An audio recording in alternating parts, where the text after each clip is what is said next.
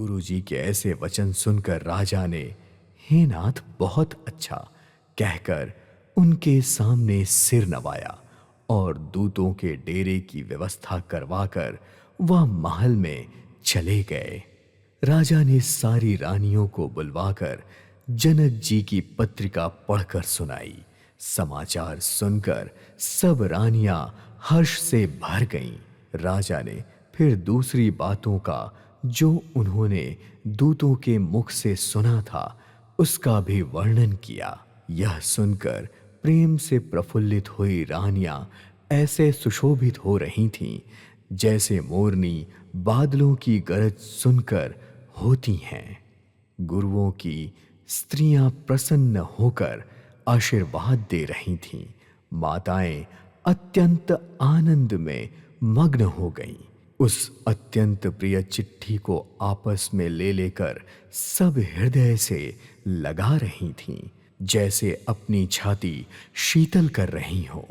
राजाओं में श्रेष्ठ दशरथ जी ने श्री राम लक्ष्मण की करनी का बार बार वर्णन किया और यह सब मुनि की कृपा है ऐसा कहकर वह बाहर चले आए।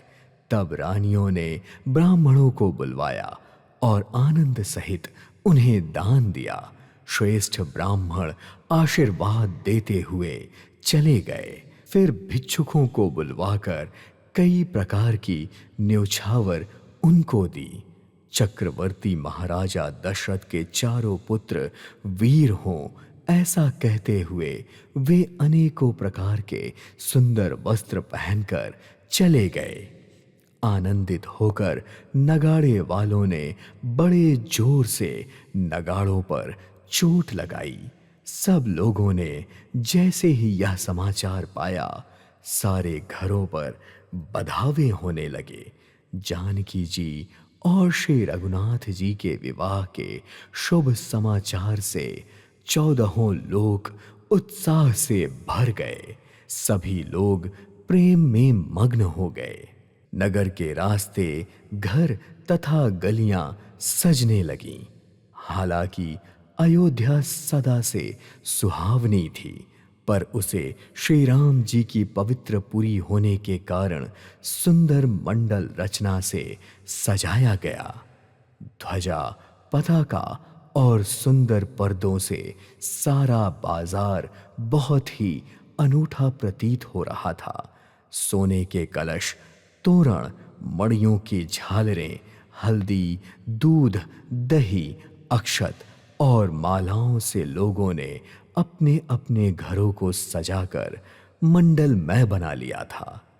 गलियों को चंदन, केसर, कस्तूरी और कपूर से बने हुए एक सुगंधित द्रव्य से सींचा गया और द्वार को सुंदर चौक से सजाया गया। बिजली सी कांति वाले चंद्रमुखी और अपने सुंदर रूप से रति के अभिमान को छूने वाली सुहानी स्त्रियां 16 श्रृंगार से सजकर यहाँ वहाँ झुंड में मिलकर मनोहर वाणी से मंडल गीत गाने लगीं, जिसके सुंदर स्वर को सुनकर कोयल भी लजाने लगी।